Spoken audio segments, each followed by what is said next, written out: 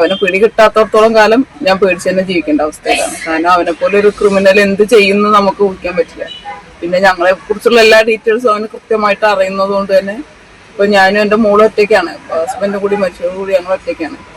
അപ്പോ അവനെന്ത് ചെയ്യുന്നുള്ള നല്ല പേടിയുണ്ട്. സാധാരണ ഒരു ക്രിമിനൽ അല്ല, ശരിക്കൊരു പക്ക ക്രിമിനലാണ്. നല്ലൊരു എന്താ പറയാ, നല്ല ബുദ്ധിയോടുകൂടി എല്ലാ കാര്യങ്ങളും ചെയ്യാനും ഒക്കെ കഴിവുള്ള ഒരു ക്രിമിനലാണ് അവൻ. അപ്പൊ അവന് ഏത് രീതിയിൽ എപ്പോ വരും എന്നുള്ളൊരു പേടി തന്നെയാണ് ഞാൻ ജീവിക്കുന്നത്. ദൃശ്യക്കൊലക്കേസ് പ്രതിയായ വിനീഷാണ് കുതിരവട്ടം മാനസികാരോഗ്യ കേന്ദ്രത്തിൽ നിന്നും ചാടിപ്പോയത്. ശൌചാലയത്തിന്റെ ചുമർ തുരന്നാണ് പ്രതി രക്ഷപ്പെട്ടത്. തിങ്കളാഴ്ച രാത്രി 11 മണിയോടെയായിരുന്നു സംഭവം. പോലീസ് വ്യാപകമായ തിരച്ചിൽ ആരംഭിച്ചിട്ടുണ്ട്. ഇത് 2ാം തവണയാണ് പ്രതി കുതിരവട്ടത്തു നിന്നും രക്ഷപ്പെടുന്നത്. 2 ആഴ്ച മുൻപാണ് വിനീഷിനെ കുതിരവട്ടം മാനസികാരോഗ്യ കേന്ദ്രത്തിൽ പ്രവേശിപ്പിച്ചത്. കഴിഞ്ഞ ദിവസം 9 മണിവരെ പ്രതി മുറിയിലുണ്ടായിരുന്നതായാണ് വിവരം. ഓരോ മണിക്കൂറിലും ഇവിടെ പതിവ് പരിശോധനയുള്ളതാണ്. എന്നാൽ 11 മണിക്ക് പരിശോധനയ്ക്കായി എത്തിയപ്പോഴാണ് വിനീഷ് ചാടിപ്പോയതായി കണ്ടെത്തിയത്. ഉടൻ പോലീസിൽ വിവരമറിയിച്ചു.